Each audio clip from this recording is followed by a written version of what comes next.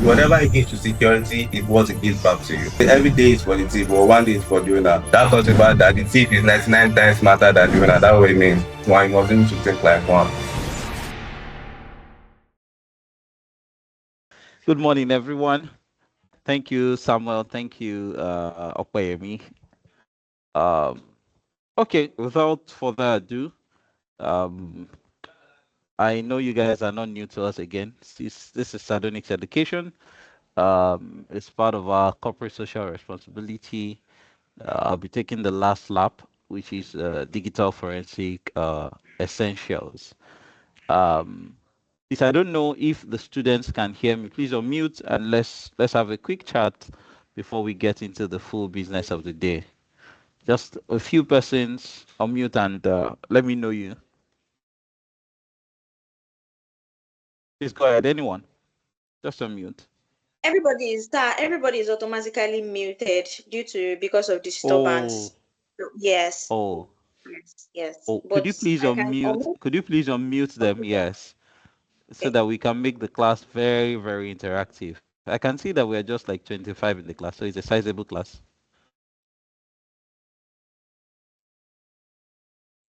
So that we know if we have hackers in our midst. I can see Idris. Yeah, we'll do that, Mr. Isaiah. We'll do that now. Okay, thank you. Idris, how are you? You can unmute and speak, Idris. I'm seeing your face, Okay. so we I'm can fine, and you, sir? interact. Good, Yeah. good, very Idris fine. Good speaking. to have you here. Yeah. I Okay, joined from good to have you. Obafemi Awolowo University. I didn't hear you. I joined from OHU campus, Oh, Ile-Ife, greatest Gagba. Gbagba. Thank you so much for having me here. Yeah, thank you too. Okay, let's see who is ready to speak. Also, raise your hands. Let's just have a conversation, have a quick chat before we go into the full business of the day. It's going to be an interactive class, like it has always been. So you can unmute and speak, introduce yourself. Good morning, sir. Good morning. That's Emmanuel Adegbeti. Okay, go ahead. Where are you joining us from? I'm joining from Ogun State. Now, Ogun State. Oh, yeah, no. Okay. I'm a Another 200. person, another person.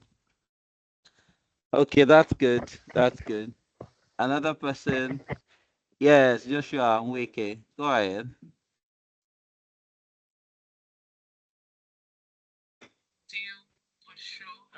Good morning. Good morning, guys. Good morning. Yeah. Yeah, my name is Joshua Wike. I'm joining from Lagos. Oh yeah, now. Okay. Another person on mute or mute. You can equally drop it in the chat box also. You can drop it in the chat box where you are joining from. It's going to be an interactive class.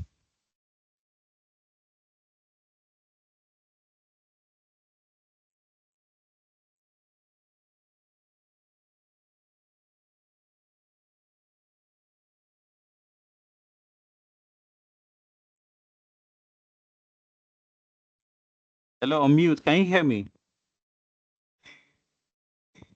Yeah, On we mute can and hear you, sir. speak. Oh, yeah, Emmanuel. Yes, Yes, go we ahead. I can can hear see your you. hand. We can hear you. Very Okay, audible. Emmanuel, please speak.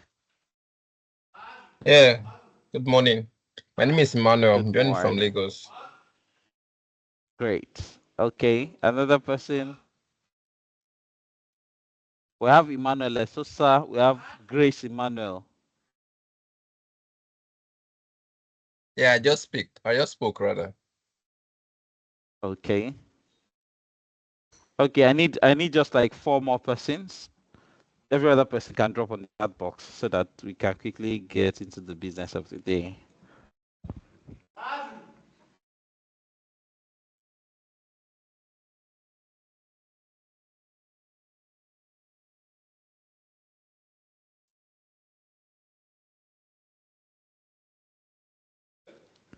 No other person is willing to unmute. Ha! No dulling in this class, oh.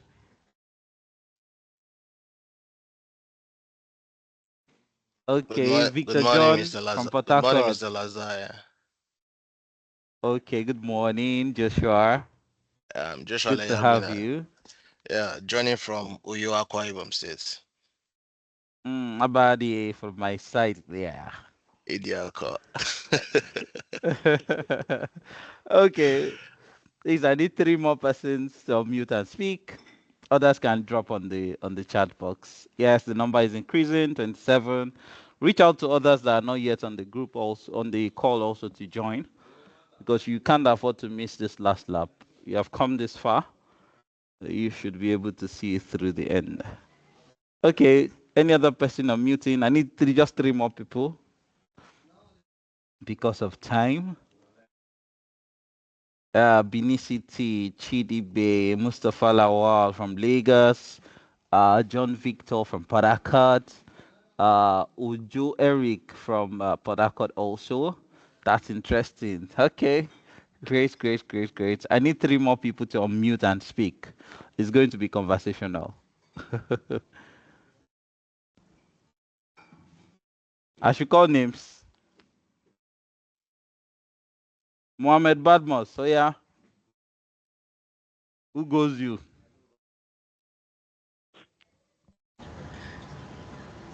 Good morning, Mr. Isaiah. Yes, good morning. So, as you know, my name is Mohammed and I'm joining from Lagos.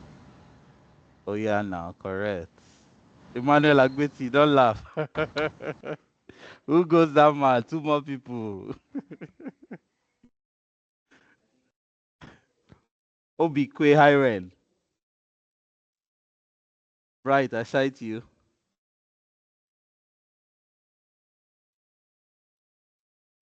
Kola Wale. Omolola Popola. Unmute and speak. Where are you joining us from?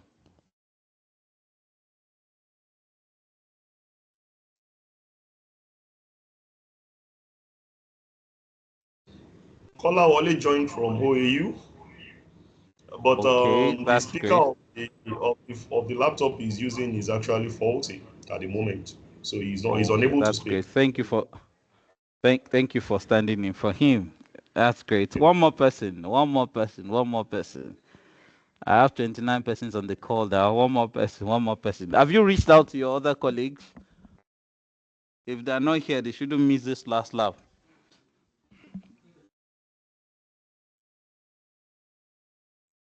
One more person. 1 more person. Olasukomi is on a call. Okay. Adeshegun, Olaide Adeshegun. Where are you joining us from? Hello, good morning. My name is Olaide. I'm joining from Lagos. Great. At least we have the first female student voice. Please, a wonderful round of applause for Olaide. You're welcome. Bright, go ahead. Please speak. Okay, good morning, everyone. My name is Bright. I'm joining from Abuja. That's great. That's great. Bright. Correct. The best QA in town. Oh, yeah, no. Let's go there. Okay. Okay. So, without wasting much of our time, can you see my screen, please? Like I said, it's going to be interactive. We're still playing around with the essentials. You can be able to use this to chart your path and know where you want to reside in, because cybersec is so broad, very, very broad. I don't need much introduction. This is Sardonyx Education. You have been interfacing with a whole lot of our strong team members since the beginning of this wonderful CSR training. Okay, so today we're picking up with digital forensic essentials. The name is very big. By the way, how many of us on this group call wants to major in digital forensic? You can drop it in the chat box. If you want to major in digital forensics, drop it in the chat box and just a little why. This is why I want to do digital forensics. Quickly, quickly, quickly.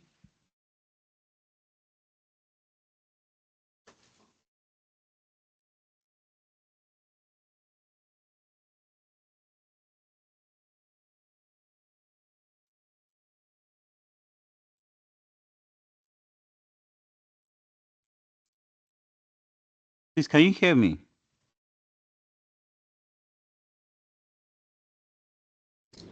Yes, you're very audible. Okay, I just dropped a message on the chat box. Please reply to it. How many of us wants to major in digital forensics and why? Before we deep dive.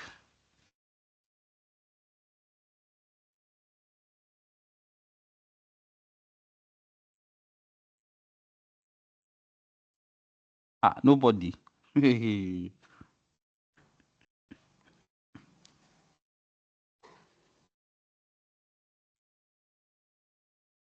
I've not seen anybody reply. Kí ló ṣẹlẹ̀? Okay, how many of us want to major on network defense?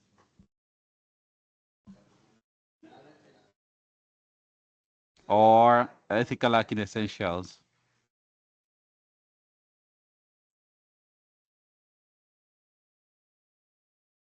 Okay. Yeah, you don't know what it entails yet. Okay, great. Okay, you're new here. You used to garner much knowledge. Okay. Okay, ethical hacking essentials. Okay. Okay. I'm interested in all the modules. Okay, I cite you, Idris. Ethical hacking. Àwọn hacker pọ̀. Okay. Yes, interested in all. Mustafa Lawa. Okay. That makes sense. Okay. Okay. So you want to major on ethical hacking? No history. Okay. Oh yeah, nah. See it. Okay. Most of us still new to the concept of forensics. Yeah, forensics is forensic. It's looking into what has happened. Just the way you watch in movies. But this time around, you're looking at it computerically. If I'm allowed to use that word. Okay. Let's see what it's about first. Okay. SOC analytic engineer. Okay. Oh yeah, now. Ethical hacking pen testing. Emmanuel, yeah. I cite you. Mohammed Badmos, ethical hacking. Chidibe. Okay, it sounds interesting. Yeah. Forensic. That name is big, so everybody wants to go into it. Okay. Okay. Nathaniel Italma. You're open to forensic as well. Ethical hacking. Reason being, I love security. Diagnosing and using of some of the symptoms. That makes sense. Okay. Any other person?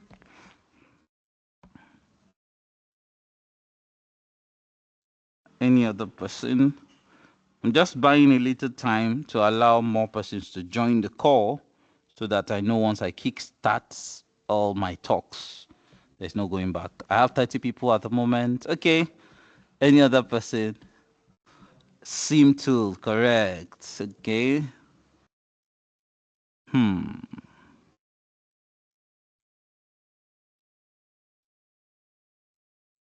Okay. You're unable to be able to analyze cybercrime, correct. You want to be like those detectives you have watched in movies. Dun, dun, dun, dun, dun, dun, dun, dun. Okay, that makes sense. That makes sense. Okay, so we'll be going straight into it. Now, this course is provided by EC Council and Sardonyx Education, Sardonyx Technology, as a partner of EC Councils. We are given the mandate and the license to be able to deliver these courses. So you'll see there are so many other courses also, but I'm going straight to this. This comes with an exam. It has an exam to it, but the exam is a paid one, but for the purpose of knowledge, that's why we are doing this. The exam is a 2 hours exam. The exam code is 112-53. The passing score is 70%. The total number of questions that will be met is 75. That's what this is about. So for digital forensic essential, before we go deep dive into it, it has 12 modules for this journey, just like the other essentials you've been doing. And we're going to be running through them. The first module is computer forensic fundamentals, where we'll discuss what forensic is about, and you learn the fundamentals of forensics. Like I mentioned earlier, forensic is strictly about investigation. anything that has to do with law, anything that has to do with legal, that's what forensics, focuses around, and if you're dealing with legals, you have to talk about evidences. This time around, you're not talking of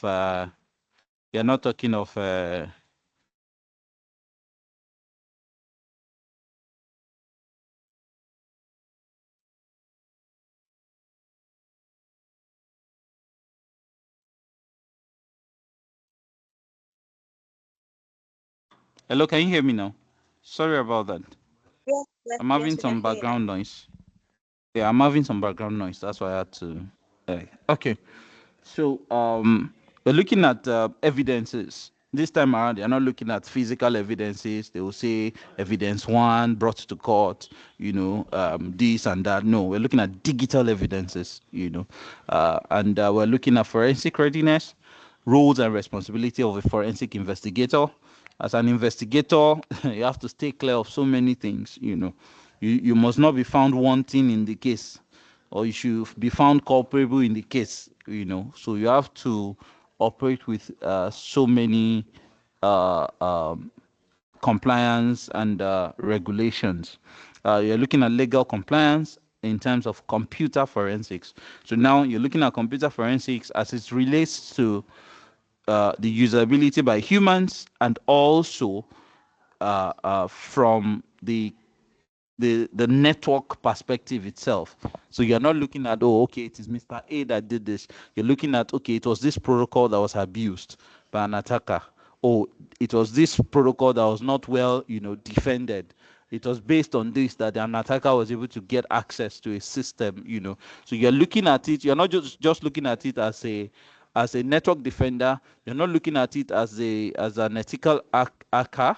You're looking at it more holistically.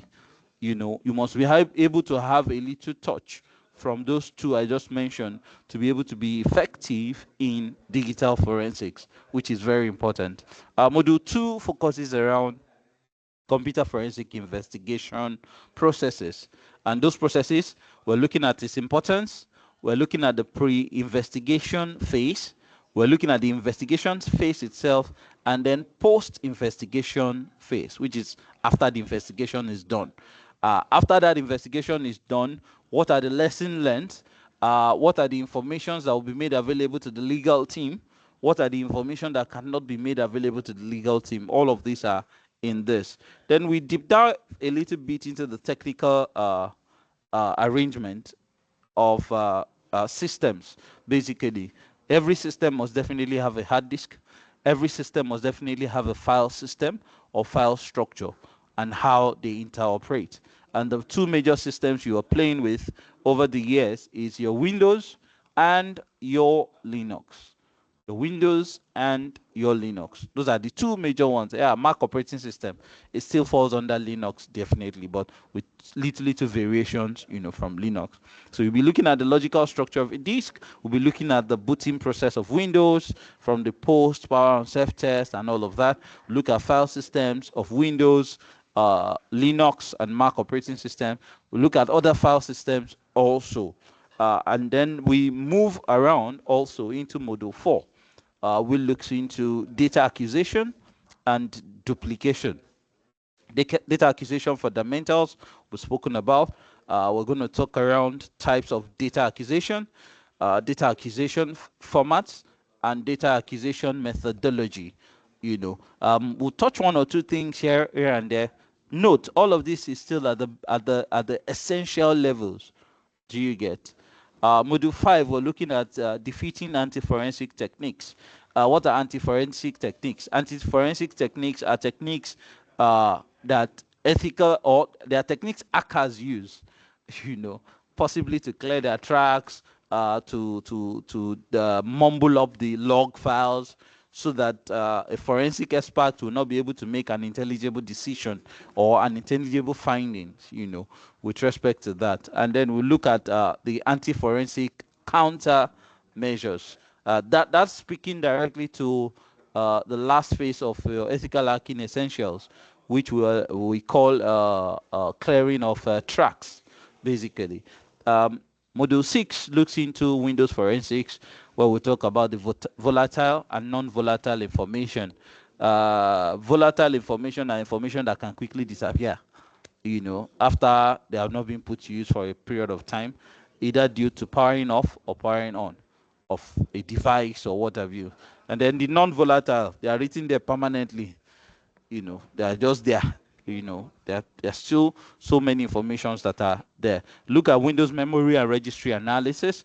We look at cache, cookie history recorded in web browsers. Every activity you're doing on a web browser, on the internet, is logged somewhere. It's registered somewhere. It could be registered in so many places, at the same time. Just like imagine you in school, where you have to make payments, maybe somewhere in the bank, you have to move to the department, you move from one lecturer to another, and you have to get stamp of each each of your supervisors. That same way, when a system is operating, also it has its files, being kept in different locations at multiple times. That enhances the working. So when you're doing forensics, you don't just look in one place, you look in all those places. We look at Windows files and metadata. We look at Linux and Mac forensics. Also, still the same pattern, volatile and non-volatile data in Linux, analyzing file system images using Self Toolkit, memory forensic, Mac forensics, and also we look at network forensics. Network forensics fundamentals look at event correlation, concepts and types, indicators of compromise from network logs. We'll investigate network traffics using Wireshark and all of that, and other tools that are available there. Investigating web attacks, we look at web application forensics, IIS Apache web server logs, investigating web attacks on Windows-based servers. You should be able to detect and investigate attacks on web applications. Module 10 talks about dark web forensics. Dark web, is the other part of the web beyond the web that we know. The web that we know is go to Google, everybody search. Yes, that's the surface web. We have the deep web. In the deep web, we have different categories of the deep web. So we have the deep dark web, and then we have the dark web also under that. So dark web forensics, Tor browser forensics, module 11, we look at investigating email crimes, email basics, email crime investigation, and its steps. Module 12 looks at malware forensics, where malware, we talk about its components, its different distribution methods. You should have talked about this a bit, in Ethical Hacking Essential, where we talk about different malware types and all of that. Malware forensic fundamentals, and recognize different types of malware analysis. You have the dynamic, you have the static. Static is you're just in one place. Dynamic is you're analyzing as it is in operation. As basic as that. You have analyze suspicious Word documents, and then analyze system behaviors. That's linked back to indicators of compromise. Network behavior analysis also, and so on and so forth. And that takes us to the end of a digital forensic essential. These are what you should expect in this period. And we'll have today's class and tomorrow's class to be able to round that up. So I will not be doing so much, but we'll be able to interact as we go. So let's kickstart straight into module 1. Before we move on, are there any questions so far based on what I just mentioned around it, or you have done one or two research prior to this class, which is one thing I expect, because if you have done ethical hacking essentials, you will have talked about Google hacking techniques. You need to constantly put that to use, to be able to gather so many informations. So, okay, I'm having a class in the next 2 weeks. I need to research about that class. I need to know more about it, right? So that you can be able to position yourself to be able to learn, And that's not just for now. I'm talking about, for other courses you might do with us at Sardonyx, or anywhere in the world that you might find, yourself is very, very important. Research is one of the greatest strengths of a cybersecurity expert or analyst. So please take notes of that. Okay, in the absence of any question, computer forensic fundamentals. In module 1, we have 7 major objectives to be able to understand the fundamentals of computer forensic, understand the different types of cyber crimes, overview of indicators of compromise, overview of different types of digital evidence, and rules of evidence, understanding forensic readiness, planning, and business continuity. Business continuity is key. Nobody will want his business to just go down, and that's the essence of all of this. Understanding the role and responsibility of a forensic investigator, understanding the legal compliance in forensic itself. So that's the module flow. We're picking with the first one, which is understanding computer forensics. Computer forensics refers to a set of methodological procedures and techniques that helps, note this please, in this particular order. It helps to what? Identify. In fact, you can list them 1, 2, 3, 4, because in forensic, you must be able to document your findings. That is the greatest strength that is needed in forensics. Accurately make your findings and accurately document them. So you're looking at methodological procedures and techniques that helps to do what? Identify, gather, preserve, extract, interpret, document, and present evidence from, note this word, computing equipment. So network, router, switches, your USB, your laptop, your desktop. Think of anything. As long as that thing is working with zeros and one, as long as that thing has binary flowing through its vein. Binary is the blood of IT, zeros and one. Is the blood of electronics, zeros and one. As long as that is flowing through that particular equipment, you must be able to use this process to be able to get information, to be able to gather and preserve, findings, evidence. Now, why are we trying to gather evidence? Anyone? Please unmute and speak. Why are we trying to gather evidence? Or why will someone want to gather evidence? Please unmute, feel free. Hello, am I still on the call? Yeah, you're still on the call, please. Okay, please go ahead. Why will anyone want to gather evidence? From my own perspective or a layman point of view, to gather evidence, it simply means a crime has already been committed, and you're trying to mop up the evidence to either nail the person or find a solution to whatsoever has been done. Okay, that's a great view. Who agrees with him or who disagrees with him? Anyone, or you have a very different opinion about it? We're discussing of the books, so it's not something you must know. No. Yes, go ahead. I would say we gather evidence to establish facts. Good. Okay. Any other person, we gather evidence to establish facts. We gather evidence to nail. That's the word. I love that word. And he was speaking of evidence as posts. Do you get that? Is he was looking at evidence from an event that has occurred, right? Yes. Please go ahead. In order to avert justice miscarriage. That's a deeper one. No? A deeper legal one. Justice miscarriage. Oh yeah, now that makes sense. That makes sense. I understand it from that standpoint also.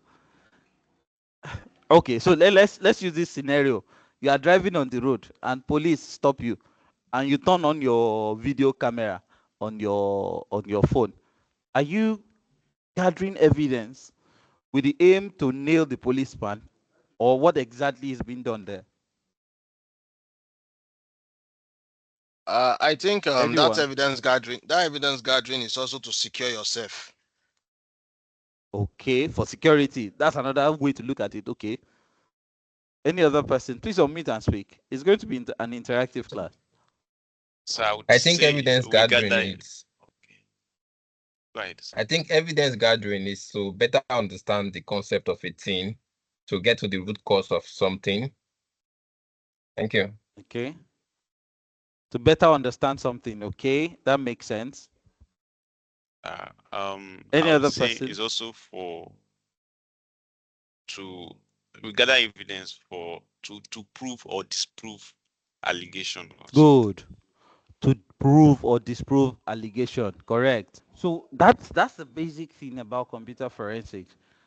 Basically, you are looking at gathering evidence both before and after an incident. So you don't necessarily wait for an incident to happen. There are systems in place to ensure and help provide evidences, as the case may be. Now, where your work is as a forensic expert or digital forensic expert is to be able to identify them, be able to gather them, be able to preserve them, so that just the way you see in movies, if there's a crime scene, they're going to run a tape around the environment. The moment they run the tape around the environment, they will tell you this is a crime scene. You don't go close to it. Why? Because they don't want you to tamper with what? Evidence. They want to be able to preserve it. The same way it happens in real life. That's the same way it happens in the network world also. You'll be able to extract it, you should be able to interpret it, you should be able to document it and also present it, most especially in the court of law. Which is the main reason for all of this. So there are two sides to this. There's the network, IT geek kind of thing side, while also you have the legal aspect. So a digital forensic analyst or a digital forensic expert must be able to work in both terrains, both the legal framework and also, right, the digital world, as the case is. So we'll deep dive a bit. Why do we need computer forensics? Number one, to ensure the overall integrity. At the beginning, you will have talked about the CIA triads, the main reason for information security, right? Overall integrity and continued existence of IT systems and network infrastructures within the organizations. Two, to be able to extract, process, and interpret the factual evidence such that it proves the attacker's action in court. So the attacker will not be able to run away from it. And then now this phase means that you must be able to connect all the dots. First, find all the dots. Second, connect all the dots. And you can't do that if you don't have an holistic understanding of how the system works. Even as an ethical hacker, as a network defense essential person, you need to understand first how it works. The moment you understand how it works, to defend it is going to be easy. To hack it is going to be easy. To be able to carry forensics out around it is going to definitely be easy. Three, to efficiently track down perpetrators from different parts of the world. Now perpetrators are getting much more sophisticated. So guys, so basically, right, that's one of the major reasons why a forensic expert is needed. You must be able to understand the system end to end. Now, understanding the system end to end is not a day's job. Trust me, we all are still, learning to understand the system much better, right? Especially with the evolution and changes happening every day. There's a lot happening every day. So if you learn some things yesterday, by today it has changed. So you must be able to keep up with that. Thanks to AI, it has really changed. Hope before the next class tomorrow, I'll pick a video I came across and share with us. It was so stunning when someone used AI end to end, to hack a system and held the whole organization into ransom. And he did all of this under like 30 minutes. What could take years before? And what was it? Most of these organizations use AI to build their applications. They use AI to do so many things. So he just went to the AI. The AI is like the oracle. It's like the Ifa priest or the is it Odumodu they call it now? the Okalamo, the Okalamo of the time. They went to ask it directly that, wait a minute, these people have been here to inquire of you so that they can build this particular app. Can you tell us what you gave them?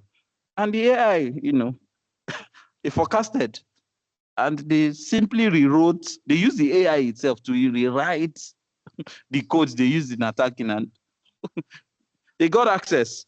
Now, that access was able to exfiltrate data. That's how crazy it is. Why? Because the asset itself or the system itself that is giving that information out is hosted on the internet. And it being hosted on the internet makes it vulnerable, no matter how secured you think it is. And there's nothing that is not hackable. The only thing is it's going to take time. So yes, I'm a network defense expert. Yes, I've put security in place. Yes, you put security in place. They're meant to work. Yes. But the truth of the matter is there will still be one loophole somewhere, especially when you are dealing with large systems. With smaller systems, they still look a little bit much easier. And smaller systems most of the times don't even hold, much things of value, right? But a large system, imagine a system that is holding the database of so many, many users, that's crazy information, and it can be exfiltrated. So if that happens by an attacker is able to exfiltrate that information, the next thing that needs to be done is, okay, let's investigate into this. Let's look into this.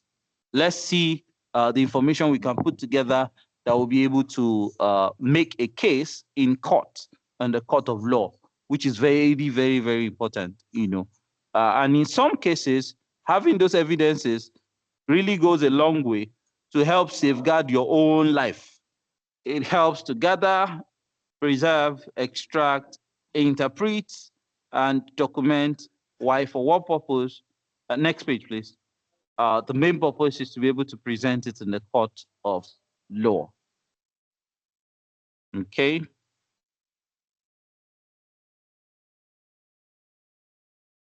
Next page. This is still talking about the objective. Next page. Next page. Thank you.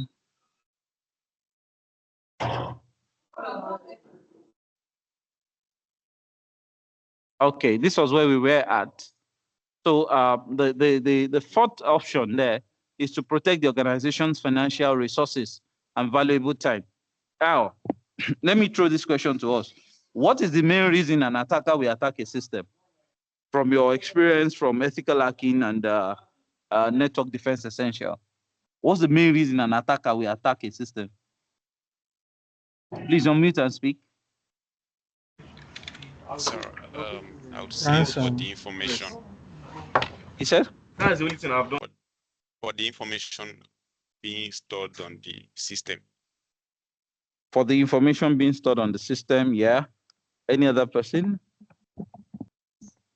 For monetary gain. For monetary gain. Okay. Yes, sir. Which other options do you have from ethical hacking essentials? Using system to launch attacks. Using system to launch attacks. I'm literally requesting for the motives. Okay. What's that equation again? Attack is equals to motive plus. Who can help me out? From ethical hacking essentials. For financial gain. For financial gain, yes, someone has mentioned that. I can see Christopher's hand is up. Please go ahead and speak. It's to enact revenge. This your voice is like bedroom mono. Yeah, I said like to carry out revenge, probably a disgruntled employee that was to carry out revenge. Yeah. Which other reasons, will an attacker want to attack a system apart from all of that? Damaging the reputation of the target. Recognition. Damaging the reputation of the target. So now your forensic investigation is directly proportional to the motive of the attacker, because Literally, you want to check the footprints, you want to check the types of attack that has occurred and be able to link it to the motive. So if an attacker was not just to, is not there to steal money, he just want to spoil the image of the company. That's all. You know, in forensic investigation, you should be able to investigate, you know, that motive and be able to pull it out that, oh, this is the reason why this person did it. Why? You said? Someone was saying something now. Okay, so you should be able to say, oh, this is the motive, this person did this, and you'll be able to establish using the facts that you have been able to extract, you know, from your system, from your findings, from everything that was involved, you know, in carrying out or running that particular attack. Please, next page, Opeyemi.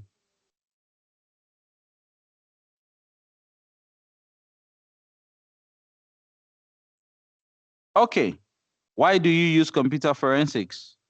Number one, to prepare for incidents. Please go back to that page.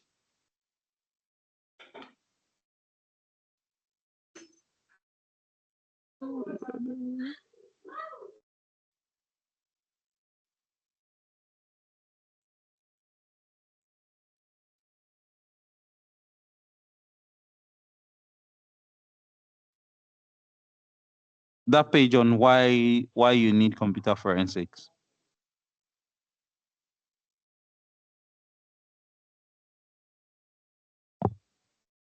Good. When do you use computer forensics? Sorry.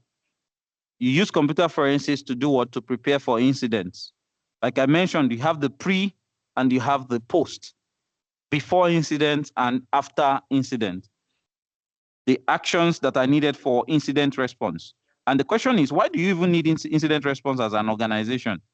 Right? You need incident response because you want business continuity. Right? You need incident response because it's part of the risk strategy or risk management strategy. You know, you as a business owner, you don't want your business to go down, right?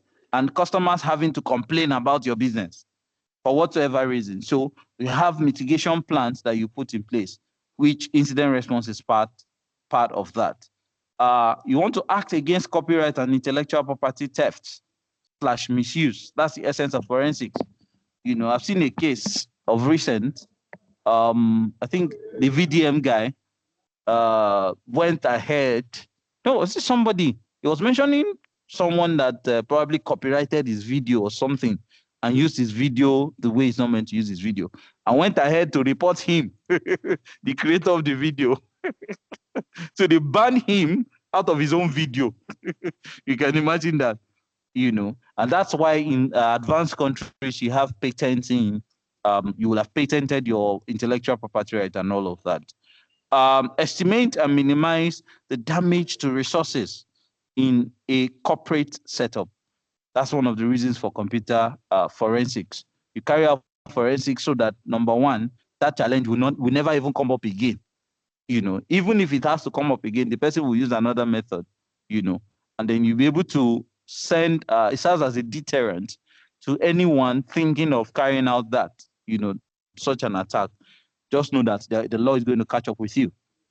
You'll be able to set a security parameters and formulate security norms for ensuring forensics readiness. So those are few use cases of computer forensics. They're deeper than this, but the essential level, we're just mentioning, you know, all of this. Next page. Good.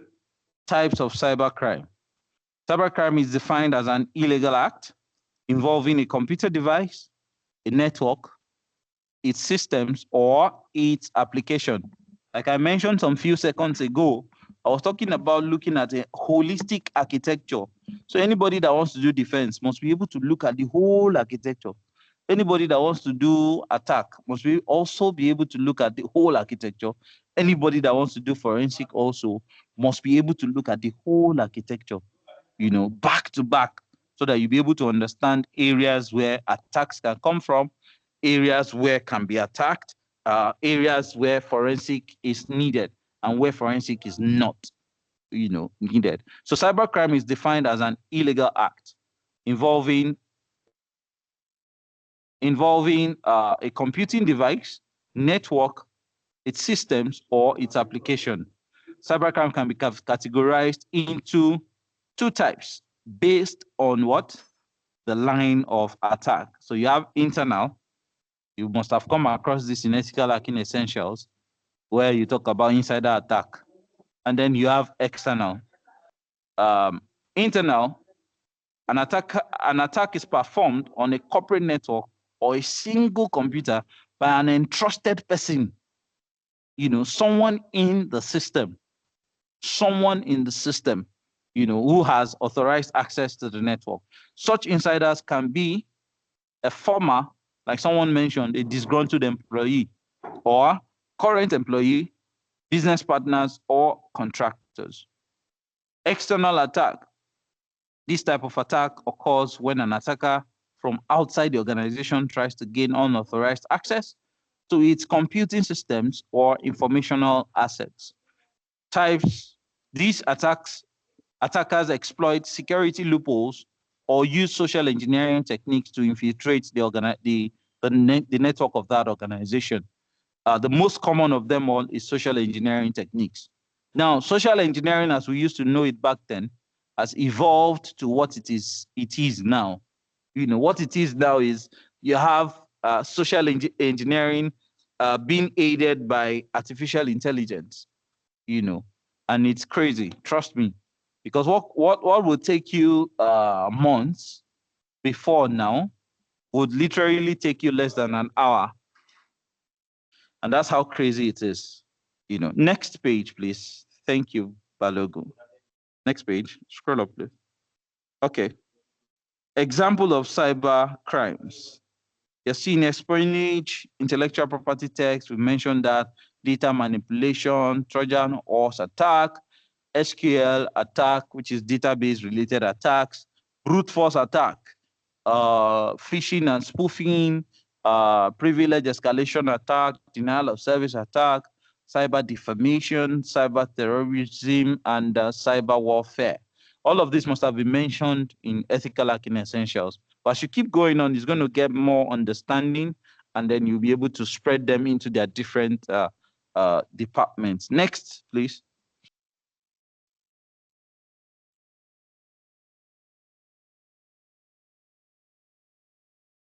Next page, please.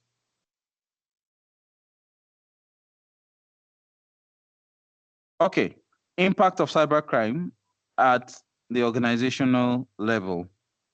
This is very critical, and we're putting words to it so that we can understand it. We've come across this, in different levels, different occasions of our lives. But what is the impact of cybercrime on organizations? Number one, loss of confidentiality, integrity, and availability of information stored in organizational systems. So let's give an example. You have are we indemnified the names? You have your money in XYZ bank. You can fill in the gap. Any 3-letter word bank in Nigeria or outside Nigeria, right? And you hear that, a particular attack happened maybe yesterday. By today, who can tell me what you will do as a person that has your money, not just your small money, your big money in that bank? What will be the first thing you will do? Anyone, please unmute and speak. Let's have this Check if quick your conversation. money is still intact. If it is, You check. withdraw if possible. Okay, you check if it's For still me, intact. Okay. for me, I'll be trying to make transfer, like to withdraw my money out or go to their office, nearest office. So okay. Okay, that's Joshua. As Who was the first person again? Sorry. I think before the bank opens, you will be there to open with them, so you can easily get your funds out. as I the like the way you Nigerian, put it. I will You just will be there transfer. to open with them. Okay. Go ahead. Another person. An information came out that OP was being hacked or something. Immediately, I removed my money. I transferred my money away from the OPay account, and I waited till another information, and I had that it was just a fake. So immediately, I would transfer from it. Okay. Any other person? What will be your first action? Now, there's no correct first action or wrong. You are just acting on yourself. What will be your first action? Any other person?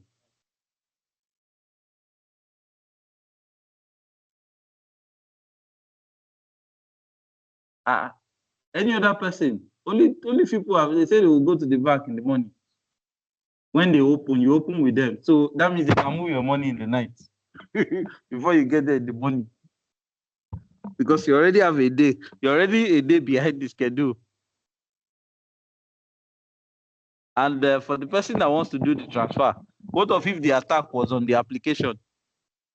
And as you were trying to do the transfer, the money gets transferred to the attackers themselves.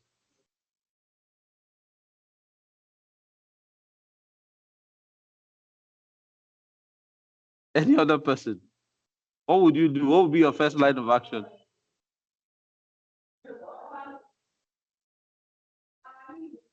Nobody. Hello, can you hear me?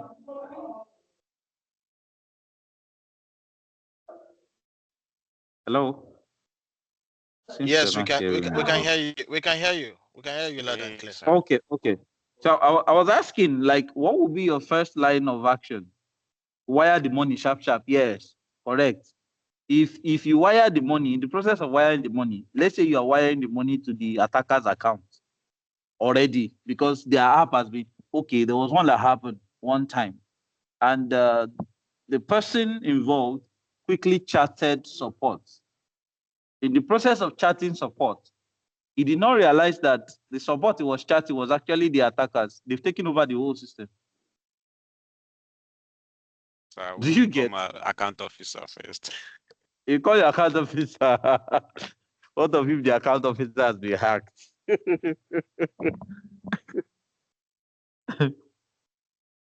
Okay, so the first logical thing to do is to first ensure there's no need to panic, right?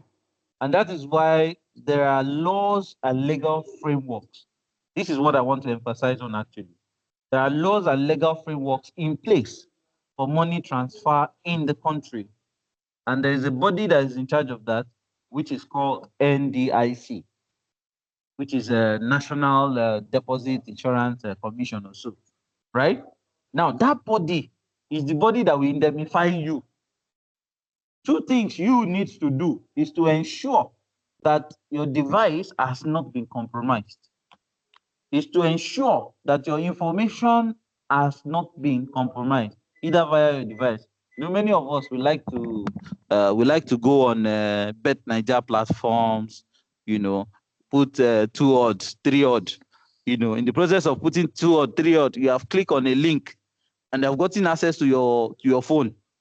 You know, I know you'll have come across that in ethical hacking class.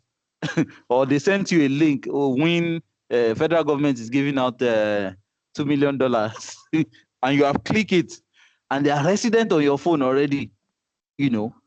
So the first thing you need to do is to first carry out a forensic investigation on your own device itself. The moment you realize that you are clean or you are clear, there's no need to panic. Like I said, the incident happened maybe a day before. You are just getting to know the next day. And the next day you are getting to know maybe it's in the evening. You know, that's already late already. So you don't even have time. It's God that is keeping your money in that account. If you have chance, you can get to the bank, like some people said, get to the bank and get it withdrawn. In fact, I won't even recommend that you move it through the app, because if it was the app that was compromised, like I said, customer support on a particular app had been compromised. Do you hear it? So the person you are chatting with is actually, in fact, he said, "Oh, guy, okay, please send your BVN." Maybe they didn't have your BVN before, but if you have the chat with them, you've given them your BVN, and it will be easy to move out the money, you know, easily. But what is the impact of that on the organization, which is the major focus here? A loss of confidence, confidentiality. You will never have confidence in that bank again, even if they wake up to realities. You know, the integrity of whatsoever information, because whether we like it or yes, some of the attacks that is happening to us as persons, right, probably happened in a group.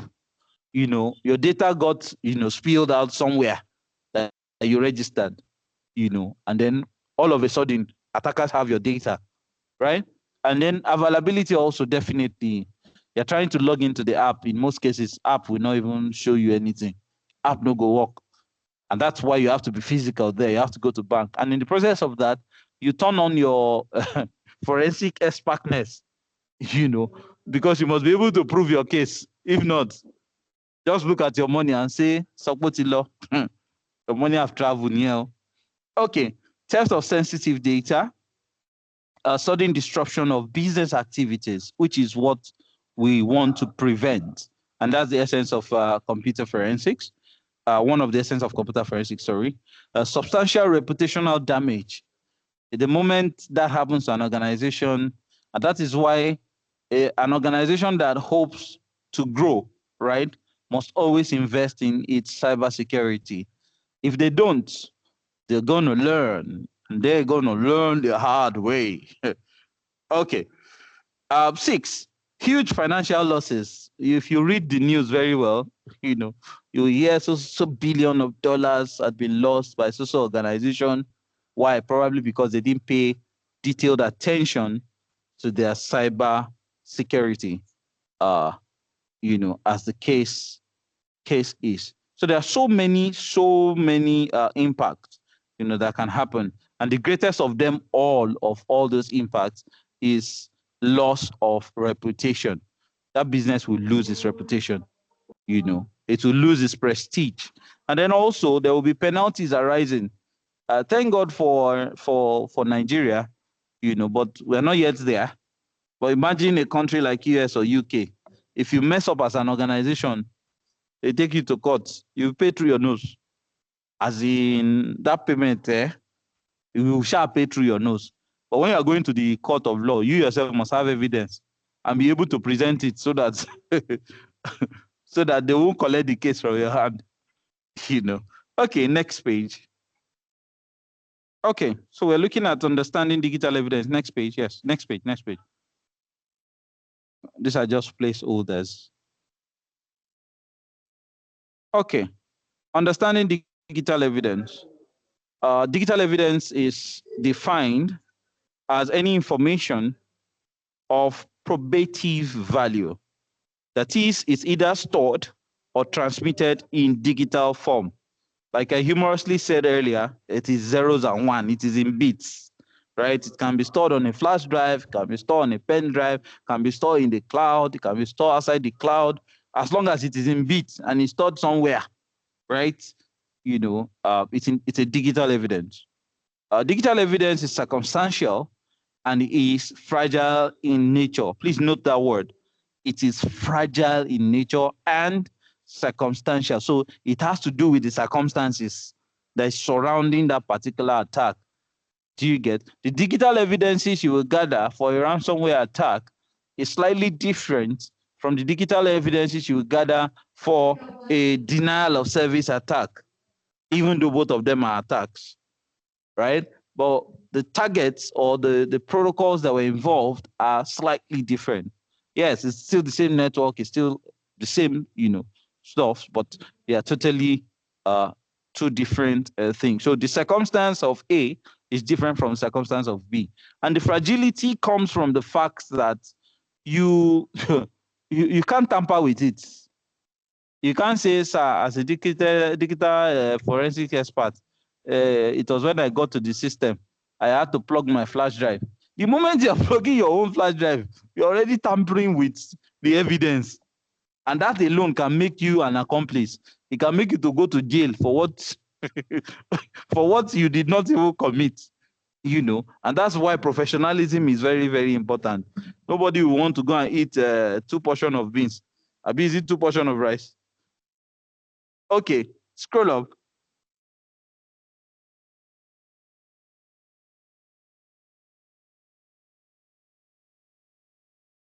Okay, so we have the volatile data, like I said earlier. Volatile data is volatile. You teach her something now, the next minute you ask him, you don't forget. That's volatility. Data that are lost as soon as the device is powered off. The moment you turn off, you go sleep like this. By the time you wake up, they ask you, waiting be this again, Examples of that is system time, logged on users, open files, network information. And most of this information, they are stored in temporary locations, as the case may be. And then you have the non-volatile data. These are permanent data stored on secondary storage devices, such as hard disk, memory cards. Examples include hidden files, slack space, swap files in Linux, and so on, and so forth. But you need to be able to understand and delineate or differentiate between the two of them. The next page, please.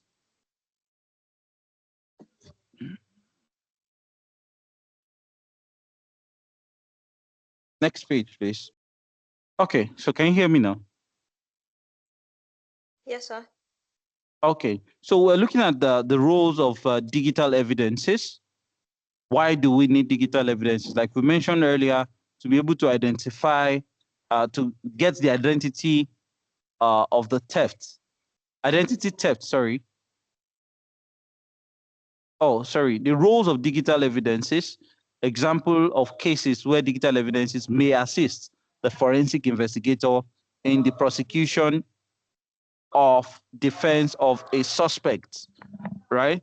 So in cases where there's an identity theft, what will help solve that case is digital evidence. In the case of malicious attack on a computer systems, what will help solve that case is digital evidence. Information leakage. Oh, you are telling an organization your information has been leaked, blah, blah, blah, blah, blah. They will ask you, show us your evidence. It is the evidence you show at the court of law that will be able to say, yes, this organization was not careful with users' information. And for whatsoever reason, that information is out in the public. Unauthorized transmission of information, theft of commercial secrets, use and abuse of the internet, like we are seeing in the social media today. Everybody wants to be on TikTok. Everybody wants to be on,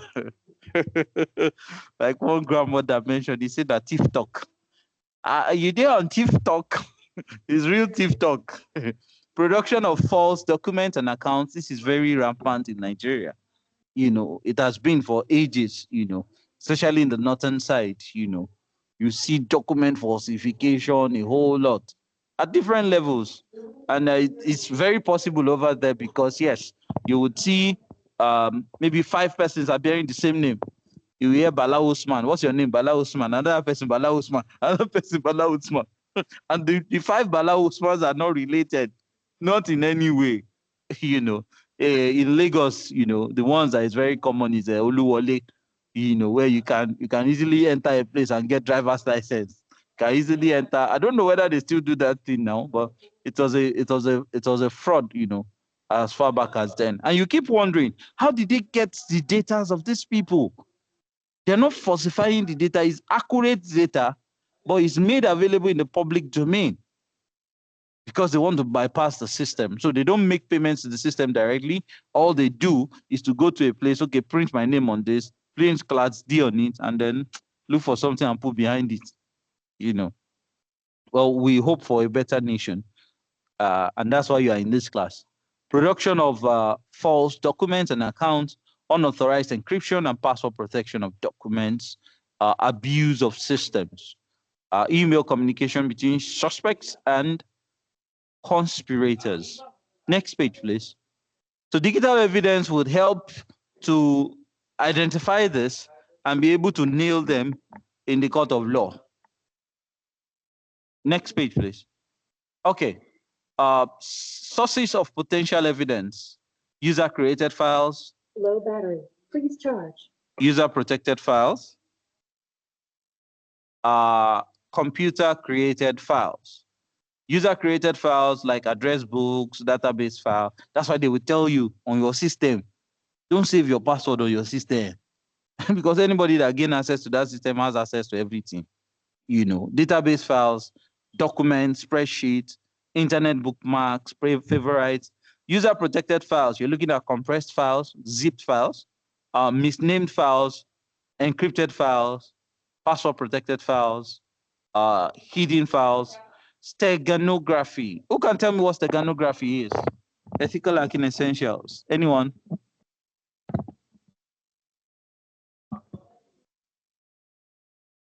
Anyone?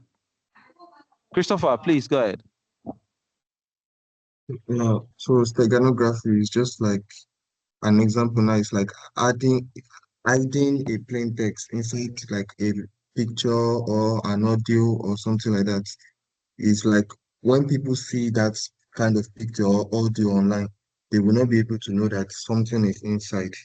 It's like embedding a message inside something, sure. Inside something, okay. But did you use, tell the truth, did you use AI for this answer? No, sir. Okay, John, Victor John, please let's carry out forensics on him. I'm just kidding, but that's, you got it very correctly. That's the exact definition on the internet. Okay, computer created files. You have the backup files, log files, configuration files, printer spool files, cookies, swap files. Now, these computer created files, in most cases, attackers will want to use it when they are clearing tracks, right? They will want to clear their tracks using it, all right? Or replacing it with a corrupted one so that you won't be able to make sense of whatsoever that's happening. And I'm glad to tell us that forensic investigation has levels. So you have the beginner, you have the intermediate, and you equally have the advanced. There are things that people will think, they cannot find it. I'll clear my tracks. Just they play. You will have heard this story, this saying that internet, no, they forget that one day. But there's nothing that is happening on the system. Whether you delete, format, you use super delete, you use super remover to remove it. My brother, the Oyinbo that did pencil, they're the ones that equally do the eraser, right? And after you erase, you know that if you carry eraser and erase something out of a white sheet, sometimes or most times you still see what was written on that sheet before. It still was seen on that sheet before. I got to know this, several years back when I was carrying out a forensic investigation on a simple flash drive. Then the flash drive was 512 MB. And by the time we used the normal tools, data recovery this, data recovery, got some information, it did not make sense. Well, I just went and got one very, very, very different, tool like that can do bit level manipulation. And trust me, the team built all the structures that was there as far back as 1993, 94. I was shocked. We saw the picture of the Oyinbo that used the flash before they sold it to Nigeria as UK used. That's to tell you that forensics is deep, and you get to know as you keep, working on so many things. Next, Okwemi.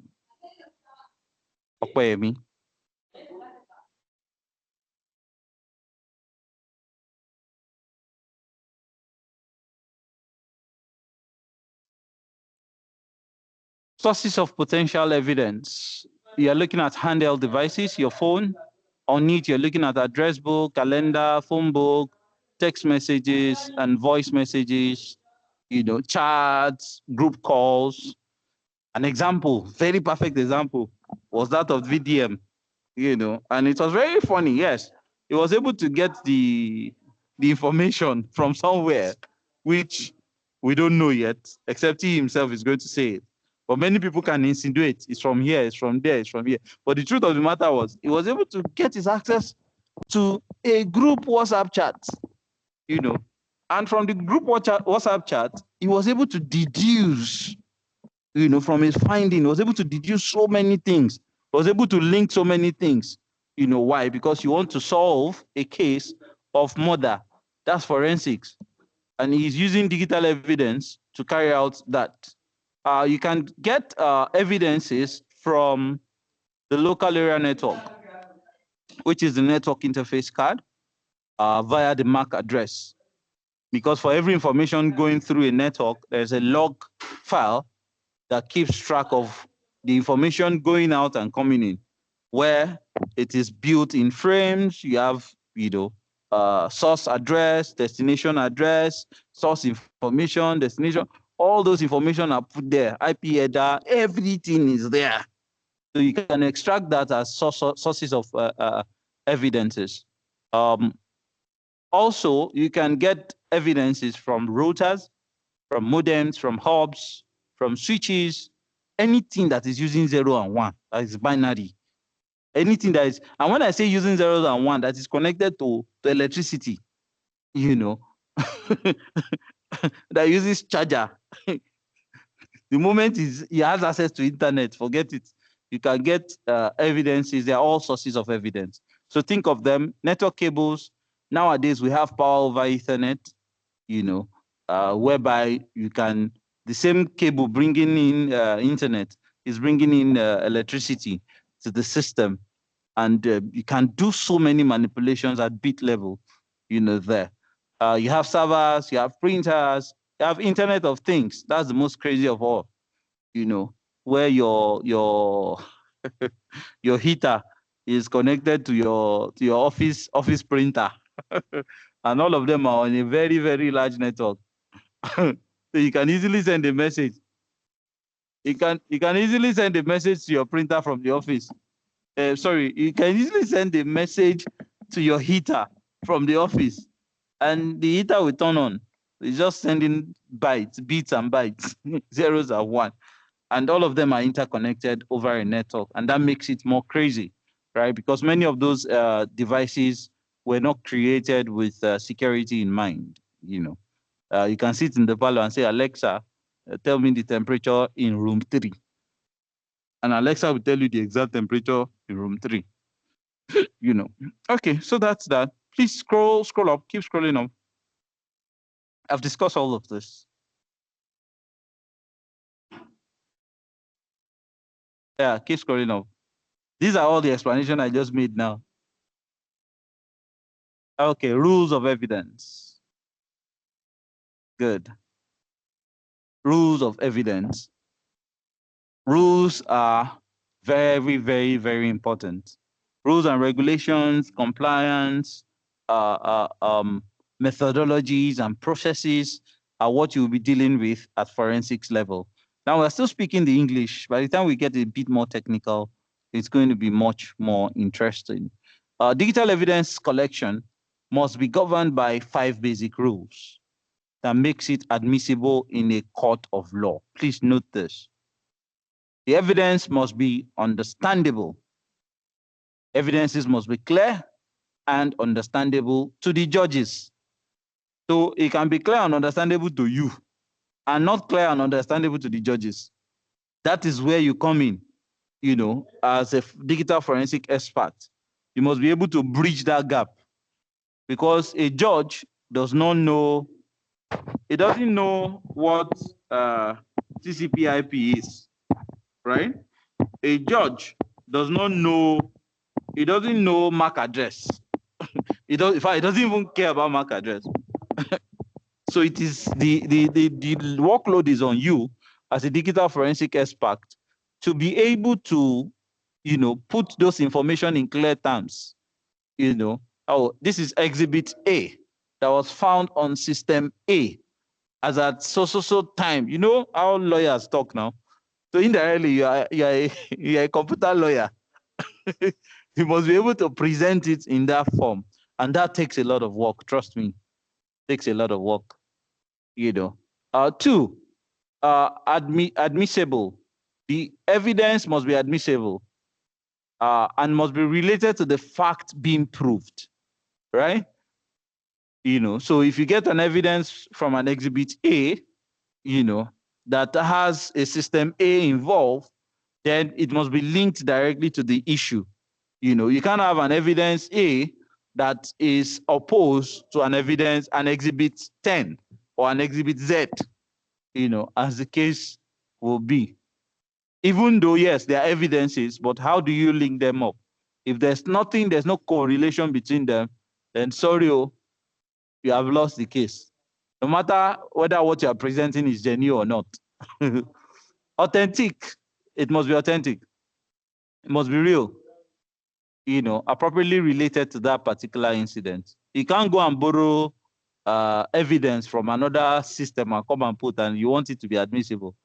Those evidences will be queried by the judges. That's what is just being said here. And these are the rules you look out for. Reliability. There must be no doubt about the authenticity or veracity of that evidence. Very important. So you must be rest assured, you must be sure that, yes, this is what it is.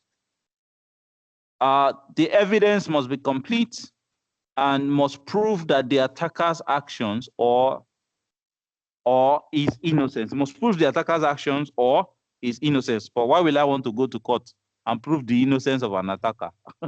He's an attacker, for God's sake. Except if somebody was lied on. Yes, if somebody was lied on, we can use the evidences to prove the innocence. But an attacker, yes, he's an attacker now. Evidences should be pointing at him. Evidences should be pointing at him 100%. Okay, next page. Next page.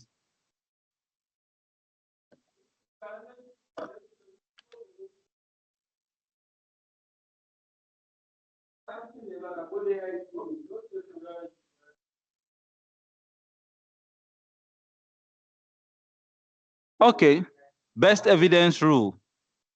What are the rules that you look at to be able to say, oh, yes, this evidence is very good and is original? It states that the court only allows the original evidences of a document, photograph, or a recording at the trial rather than a copy. So you don't go with photocopy. You must go with the real thing, right? By the time we'll start looking at memory forensics, computer forensics, that's when you realize that even in carrying out forensics, right, you don't just interact with the device directly, right? You have expert forensics toolkits that you can use to extract, right? Or to not even extract at this point now. You first create a copy, create a clone of that particular device. So for example, a phone was attacked and attackers have gotten access. As a forensic investigator, it's not that you will now log into the phone and start pressing and pressing, opening browser and doing things. Nah. That's unprofessional. The first thing to be done is to create the exact image or exact copy of that particular device, right? And then you go to an environment, probably a sandbox, or an environment where you can simulate that particular image that you have created. So it is from those simulations you will now be able to extract your own findings and all of that, while the original device is there untouched. Now there are cases where you as a forensic expert will be allowed in the scene. That is now you can open the web browser cache. You'll be able to see this is what is here. That is real-time forensics, right? There are cases that are like that. But in most cases, you have to create a clone version of that device, depending on the veracity of that particular issue. If it's an issue of murder, you don't want to find yourself in that case, so that they will say it is the forensic analyst that kills the person at the end of the day. So your fingerprints must not be fake. Exactly, that's the word. Your fingerprints must not be found lying around everywhere. Okay. It says the court only allows original evidence of a document. Okay, please, next page. So let's just take a break. All right, so we had on our break for 15 minutes. This is 11:45, so that means by 12. That means by 12 we should be back on board. Happen inside the system, also known as a multiple zone recording. In this technique, tracks are combined together into zones depending on their distance from the center of the disk. Each zone is assigned a number of sector per track. What are the types of data density on a disk? And this is what happens in most cases when you say a hard disk, look at my screen, hard disk bad sector. The moment they say a hard disk has a bad sector, look at this. It's a tiny area on the disk that has become unreadable due to physical damage or software error, leading to what? Data loss, right? And the moment. Okay, so basically, right, the hard disk, that's what the basic thing is about the hard disk. The cylinders, the sectors. I was talking about bad sectors. That, okay, a portion on the disk is bad due to maybe physical damage that happened inside of it. Maybe the hard drive hit floor or something, or for whatever reason, right? Or software error, right? You have tools that you can use to move that sector to a particular corner so that it doesn't interface with every other thing you're doing. Or best at it, most of the times you partition that disk, you get, so that you partition away the bad sector part and use the part that is still working or is still active. That's the basic with that. With HDD, there's no much to it because it's already getting extinct. But no doubt you will still find systems nowadays, legacy systems that will be using it, right? For SSDs. SSDs came over to replace HDDs, right? Because of their speed, they don't need anything that is rolling. It's not using platters. It's using EEPROM method to electronically write to the device and electronically erase, from that particular device. And they are small. At a point, one of the challenges they were having was heat. The heat was getting so much because when the process starts, it gets heated up. That's why your CPU has a fan. Your system has a fan, So in order to cool it off, it comes with a heat sink, something that would conduct the particular heat that is in the body of that SSD and then transmit it out. And like I said earlier, it has evolved over the time. They first started with SSD SATA, right? Which was serial ATA, right? That's what they first started with, and they have grown out of that into a more robust technology that is faster and can take care of heat, as it uses minimal power to carry out its assignment, and can get your work done as quick as possible. You don't have to wait all year. I remember having to copy.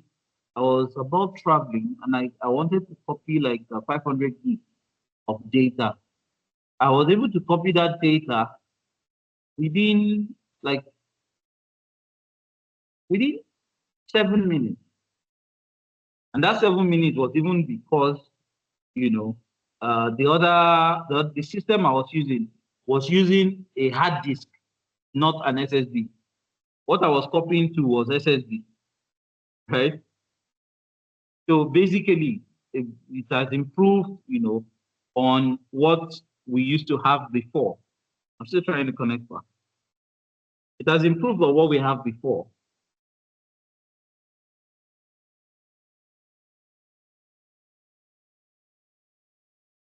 I don't know if you can see my screen. And I'm back. The mic is still on mute. Can you hear me?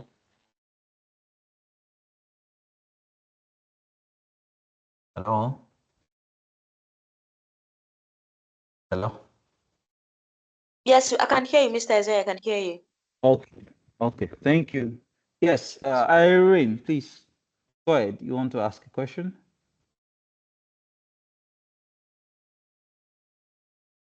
I can see your hand was up. Was that a mistake? Okay, so let me just proceed. I'm resharing the screen. Okay, so that's basic about a hard disk, and then you can play around with the numbers. You have the cylinder head sector, which follows the same pattern we have been mentioning, earlier in twos, and then you have different bytes. Look at this example of a disk capacity calculation. A disk drive has 16,384 cylinders, 80 headers, and 63 sectors per track. Assume a sector has 512, like we did earlier, that was earlier shown for the 4K bytes. What is the capacity of such a disk, right? All you need to do is to multiply those, the cylinder by the head, by the sectors per track, and then by the, what do they call it? The size bar per sector, right? And then you are able to get your figure. And then what you are seeing here is 1, 2, 3, which is 42 gigabits, right? So that's that. And so many. Measuring hard disk performance. Data is stored on the hard disk in the form of files. When running program request a file, the hard disk recovers the byte content of the file and sends the bytes to the CPU, one per time. The reason is because you don't want to kill the CPU.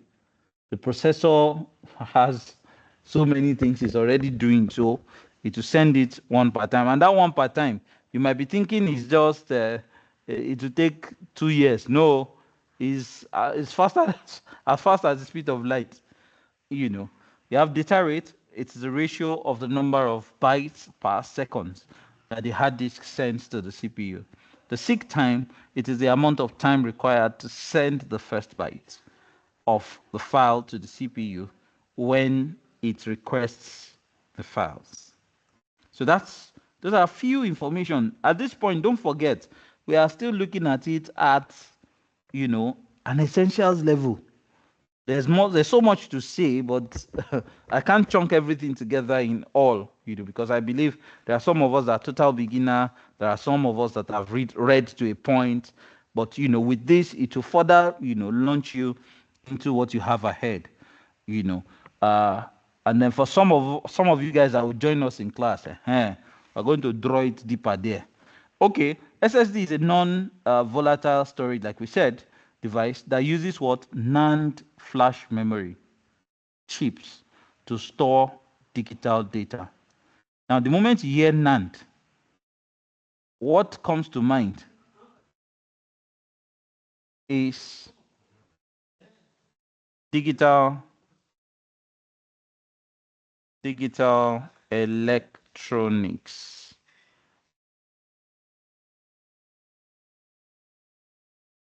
And digital electronics, you can see it. The field of electronics focuses on digital signals, which uses discrete voltage like binaries, zeros and ones, instead of what? Continuous analog signals. So our focus is binary, which is Boolean logic. And you can't talk of Boolean logic without talking about logic gates, whereby you talk about the basic logic gates are AND, OR, NOT. And to these logic gates, you cannot any of them. So you can have NAND, you can have NOR. And by definition, from what you are seeing here, we already said that SSD is a volatile storage that uses what? NAND flash memory. So now let's look at what NAND flash. Mr. Isaac, we cannot hear you. Can Okay. you hear me? Yes, we can hear you now, sir. I was just switching back to my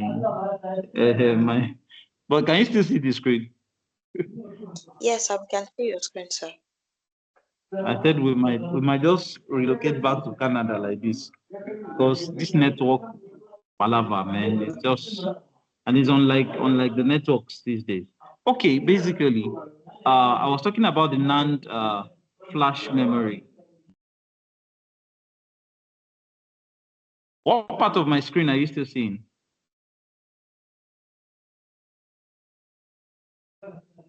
Hello? Wait, yes, I can see Key concepts, digital versus analog signals, binary logic, logic gates, circuit types. I've left there since. Oh wow, that is what we can still see. The Google site, the Google search. Hello, you should be able to see me and hear me now. Yes, we can hear you, sir. Okay. We can see an AI overview. Okay, yeah, exactly. That's correct. So I was talking about NAND, right? Which is not and flash memory is a blah blah blah blah, right? This was the definition I was trying to bring out. And then we have different types of NAND flash, SLC, MLC, and TLC. But I'll keep it at this level so that we're not going deep. It's essentials, you know. So you will see your this image actually is a SATA SSD. It is different from an M1 SSD or a PCIe, PCI extendable, you know. PCI is peripheral computer interface cards, you know. Can you hear me, please? Yes, sir, we can hear you, Okay. sir. Okay, Yes, thank you we for can hear that. you, sir. So basically, SSDs are faster than HDD and they have no moving parts. But as they have no moving parts, they have parts that can easily get hot and burn.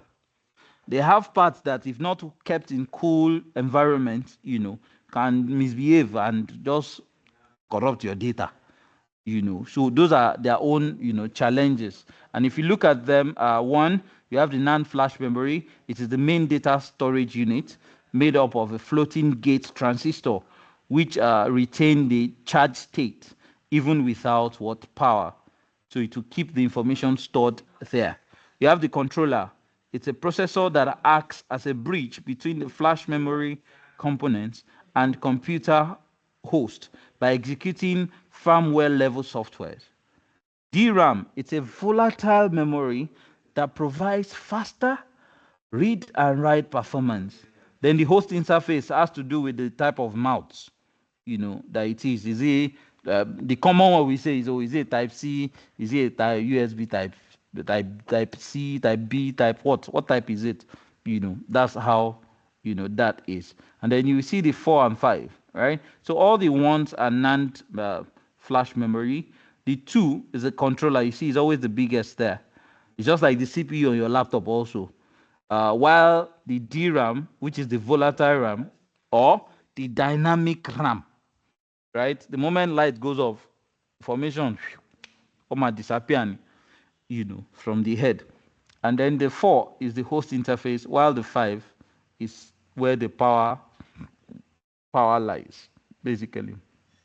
So you have different interface. Back in those days, we used to have the ATA-PATA, which is the advanced technology attachment. And then you have the IDE, integrated drive electronics. You know, later we had the SATA.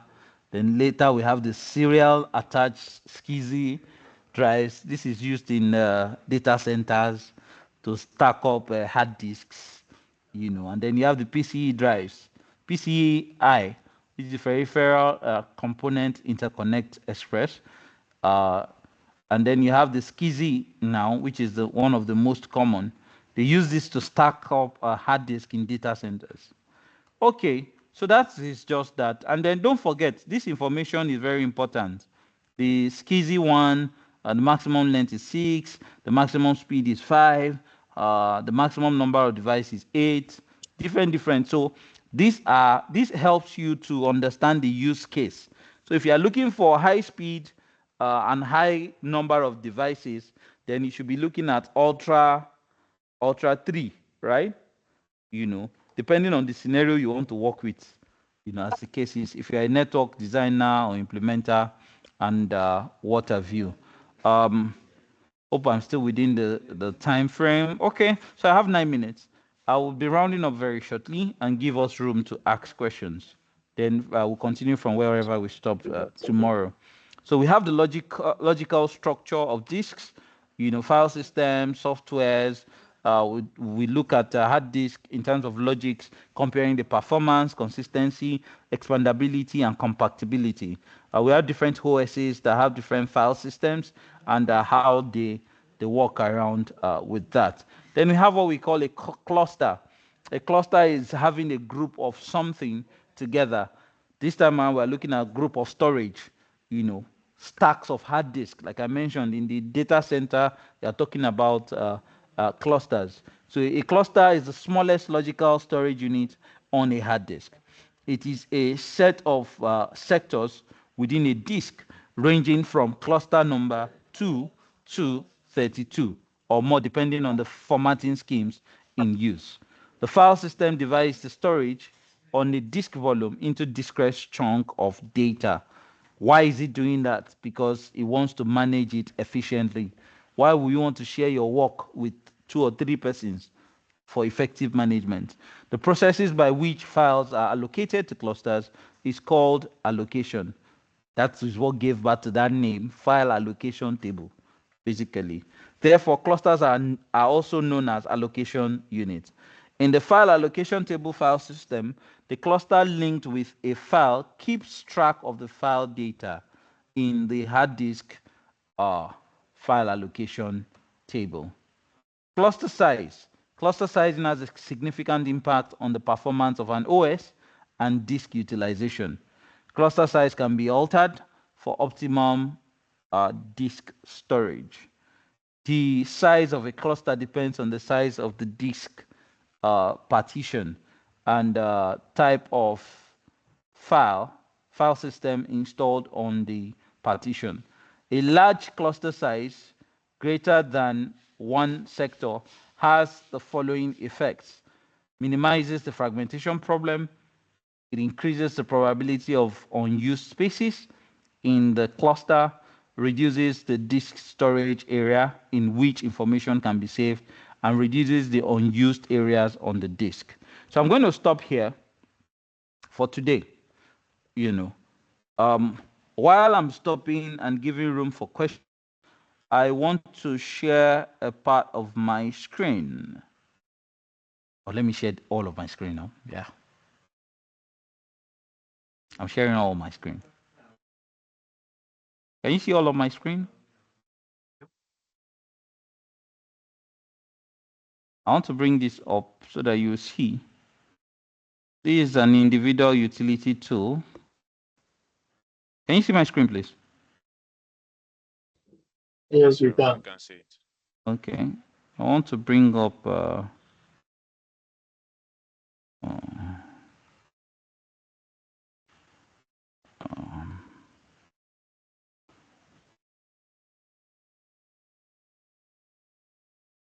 I didn't know it was on already. Okay. Sentinel. So you can see this. It's a 30 days evaluation. So I just use this to check. So you can see the disks that I have on this particular machine.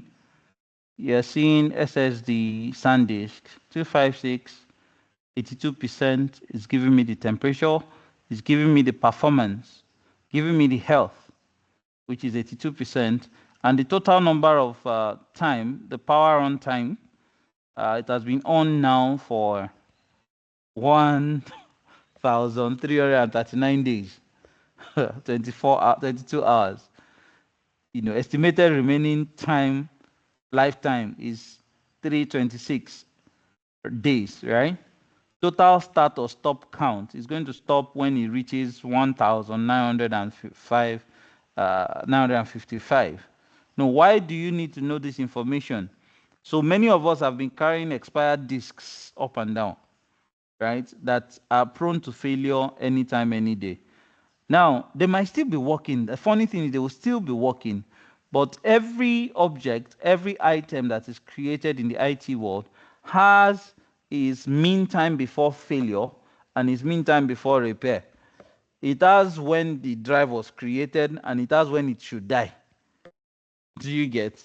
And that is why you would see, I've been privileged to work with banks at some levels where you just see that after like 2 or 3 years, inverters, batteries, and some other items are just unctioned or carried out and just disposed because they don't need it again.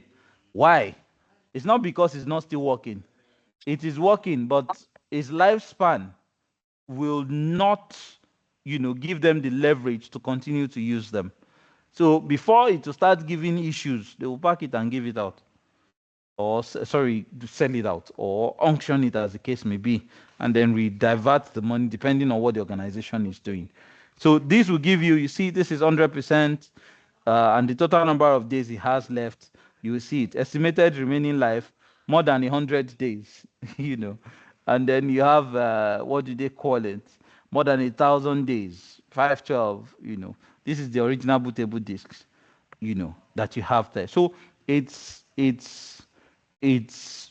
more detailed than that. And you have temperatures, you have smart information, you can play around with a whole lot of stuff. So you can download this tool and check it around on your machine. Another follow-com tool that you have is your CMD. Your CMD is your best friend. Run as administrator. This is for Windows. I know we'll get to talk more about this, in tomorrow's class.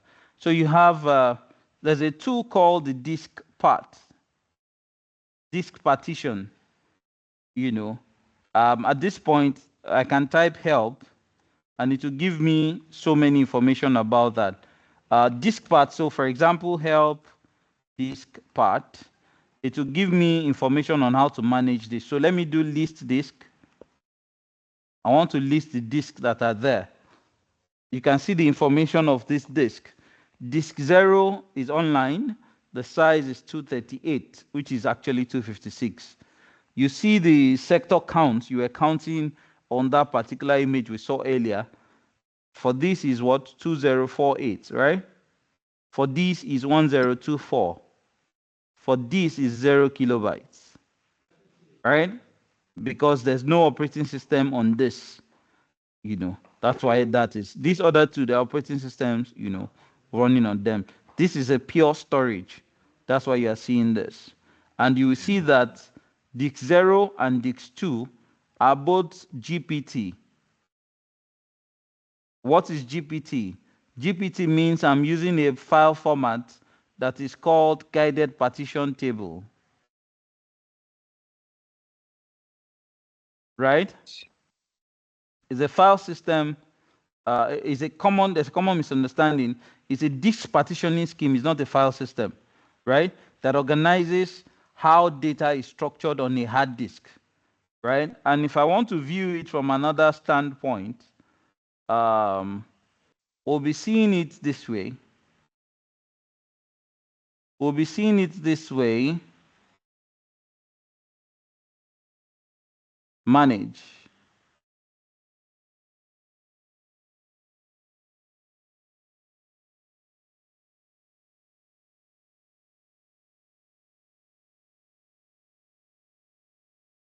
It's coming up. Oh, it has come up already, self. Good. If I come to disk management, this is another way to view it, right? So you see that disk 1 is just straight like that. There's no form of partition, even though it's still NTFS, right? But I use a partitioning scheme for disk 0. I use another partitioning scheme for disk 2. Are we together, please? Hello? Hello. Yes, sir, Exactly. So that's just the basic about that. So let's call it a class today. If there are any questions, I'm open to questions. And if there are no questions, we'll meet tomorrow. Hopefully, there won't be all this network back and forth like today. Tomorrow is a free day, so even today was meant to be a free day, so. But hopefully, at least the network should have been very okay by then. Thank you for listening. Whatever it gives to security, it was it gives back to you. Every day is for the thief, or one day is for the owner. That talks about that the thief is 99 times smarter than the owner. That way means one mustn't to think like one.